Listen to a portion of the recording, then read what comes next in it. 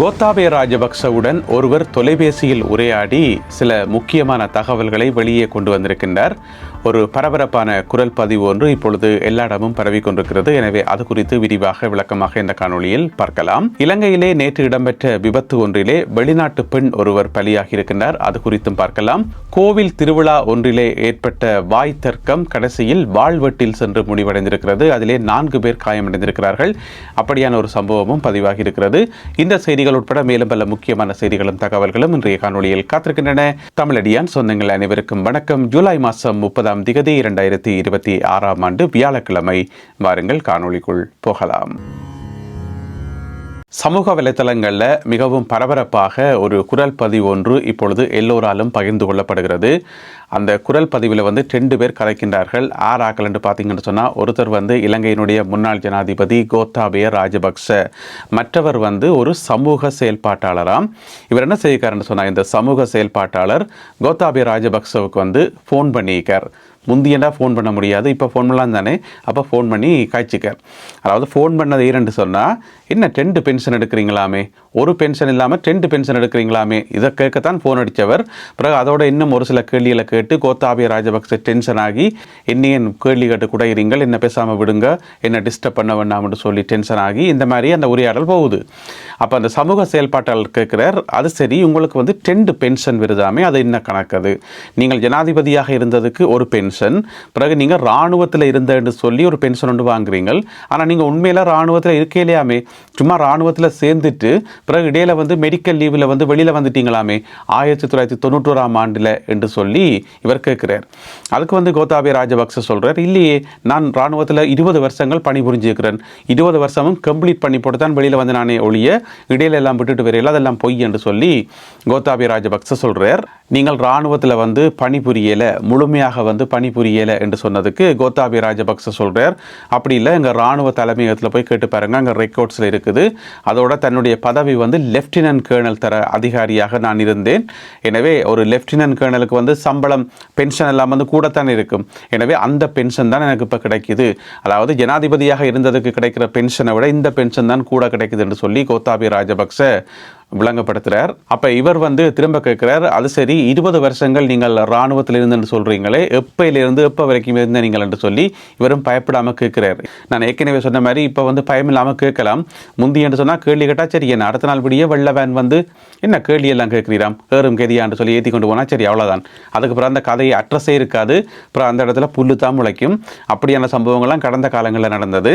எனவே இந்த சமூக செயல்பாட்டாளர் பயப்படாமல் கேட்டதுக்கு கோத்தாபய ராஜபக்ச சொல்லிக்கார், 1970 இருந்து 90 வரைக்குமான 20 வருஷங்கள் தான் இராணுவத்தில் பணிபுரிஞ்சேன் என்று சொல்லி கோத்தாபய ராஜபக்ச சொல்லி வச்சுக்கார்.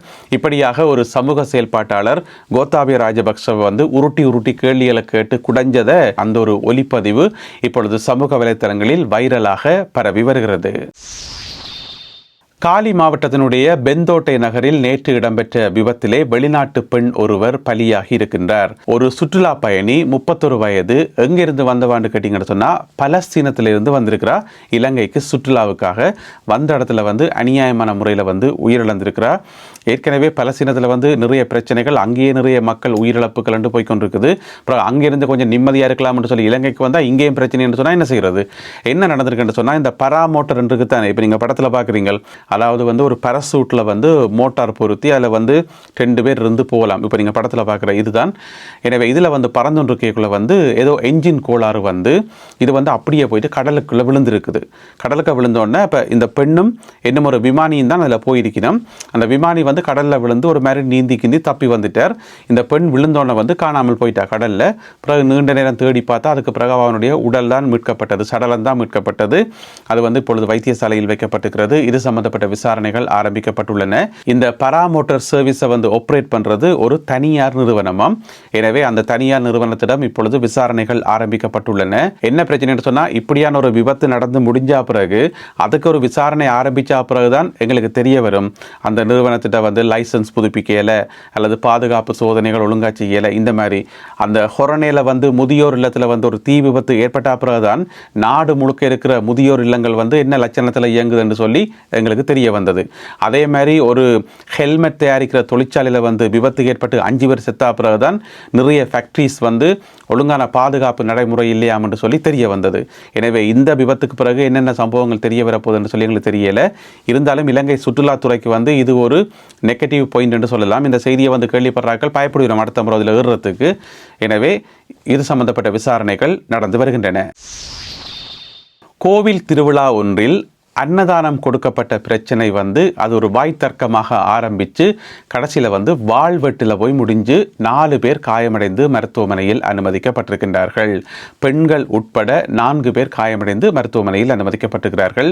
சம்பவம் எங்கே நடந்திருக்குன்னு பார்த்தீங்கன்னு சொன்னால் கிழக்கு மாகாணத்தில் மட்டக்களப்பில் நடந்திருக்குது. அதாவது மட்டக்களப்பு மயிலம்பாவளி இருக்குது தானே, மயிலம்பாவளி விபுலானந்தபுரம் மாரியம்மன் கோவிலாம். அங்கே வந்து நேற்று வருடாந்த பூசை நடக்கக்குள்ள அன்னதானம் கொடுத்துருக்கணும். அப்போ அன்னதானத்தை சாப்பிட்ட ஒரு இளைஞர் சொல்லியிருக்கார் சாப்பாடு சரியில்லை என்று சொல்லி, அன்னதான சாப்பாடு சரியில்லை என்று சொல்லி கம்ப்ளைண்ட் பண்ணிக்கார். அப்போ அன்னதான சாப்பாடு கொடுத்தாக்களுக்கும் அந்த இளைஞருக்கும் இடையில் வந்து ஒரு வாக்குவாதம் வந்ததான். சாப்பாடு சரியில்லை, கறி புளி சரியில்லை என்று சொல்லி அந்த வாக்குவாதம் கொஞ்சம் முத்தினா பிறகு பிரச்சனையாக போயிட்டுது.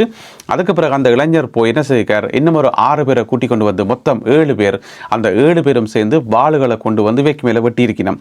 அன்னதானம் சாப்பாடு கொடுத்தாக்கள் மேலே வெட்டி அதில் பெண்கள் உட்பட 4 பேர் காயமடைந்து மருத்துவமனையில் அனுமதிக்கப்பட்டிருக்கின்றார்கள்.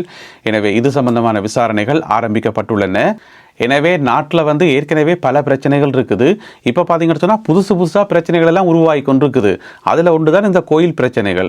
இங்கால பார்த்தீங்கன்னு சொன்னால் தென் மாகாணத்தில் காவடி ஆடினா வெட்டுவோம் என்று சொல்லி 2 பாதாள உலக குழுக்கள் வந்து காவடி ஆடுறதா காவடி ஆட வேண்டாமான்னு சொல்லி பஞ்சாயத்து வச்சு ஒரு பிரச்சனை உண்டு. அங்கால இப்போ அது முடிஞ்சிருக்குது.